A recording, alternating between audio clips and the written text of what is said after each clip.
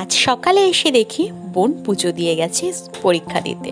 ওর কলেজে পরীক্ষা শুরু হয়েছে, তাই পরীক্ষার দিন সকালবেলা গপুকে পুজো দিয়ে পুরো বাকি ভগবানদেরকে সবাইকে পুজো টুজো দিয়ে আশীর্বাদ নিয়ে বেরিয়ে গেছে। এটা বরাবরই আমরা সবাই করে থাকি, যারই কোনো ইম্পর্টেন্ট কোনো কাজ থাকে বাড়ির থেকে পুজোটা দিয়েই বেরোই। আর দুপুরবেলা আমি এসেছি গপুকে খেতে দিতে। আর এইদিকে দেখো এক টুকরো আপেল পড়ে আছে, দেখলে তো? এটা একটা শালিক পাখি এসে টুকটুক করে খায়।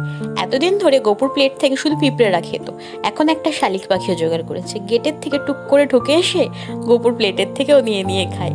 বেশ ভালো বন্ধুত্ব হয়েছে গপুর সাথে, ঠিক ওর প্লেটটা থেকেই খাবে, আর কারো প্লেটের থেকে কিন্তু নেয় না।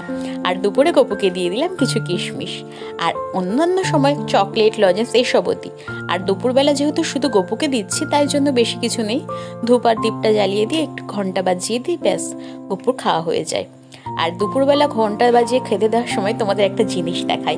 কয়েকদিন আগেই মেলায় গেছিলাম, তাই গপুর জন্য নিয়ে এসেছি এই সুন্দর স্পিড বোট। এই দেখো, চারিদিকে বর্ষার যা জল জমছে, তাই ভাবলাম ওর জন্য একটা স্পিড বোট নিয়ে যাই। স্পিড বোট করে এদিকে ওদিকে ঘুরে বেড়াবে। কেমন লাগলো তোমাদের বলো তো? আর এই যে গপুকে স্পিড বোটটা দিয়ে দিয়েছি।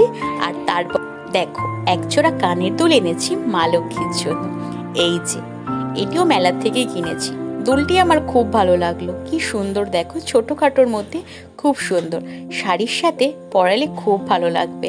আর এই কানের দুলটা তোমাদের তাই দেখালাম। আমি গপুকে এবার খেতে দিয়ে নিই।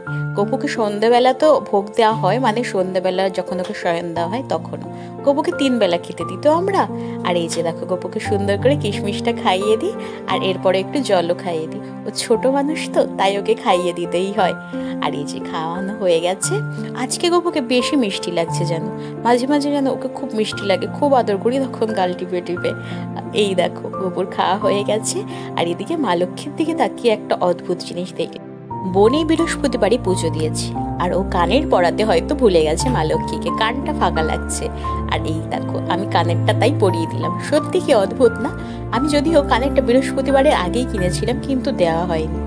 আর এই দেখো আজকে কানেরটা দেখালাম, আর মা লক্ষ্মীর কানটাও ফাঁকা, তাই জন্য ভাবলাম পরিয়েই দিই। কি মিষ্টি লাগছে দেখো কানেরটা, সত্যি খুব সুন্দর লাগছে। এটা শাড়ির সাথে পরালে আরো বেশি ভালো লাগবে। আর এই দেখো তোমাদের সাথে তো শেয়ারই করা হয়নি গপুর রাখি পরানোটা। গপুকে আমরা রাখি পরিয়েছিলাম সকালবেলা না সন্ধেবেলা, কারণ আমাদের পূর্ণিমার পুজোটা হয়েছিল সন্ধেবেলা। এই যে দেখো গপুকে আমি সুন্দর করে রাখি পরিয়ে দিলাম, আর একটু আদরও করে দিলাম। আর ভাইকেও রাখি পরিয়েছি, তো আগে গপুকে পরাই, তারপরে আমার ভাইকে রাখি পরাই। গপুর গিফটটা গপু নিজে মন মতনই দিয়ে দেয়, আর ভাইয়ের গিফটটা আমরা জোর করে নিয়ে নিই ভাইয়ের থেকে। আজকের ব্লগটা এখানেই শেষ করছি।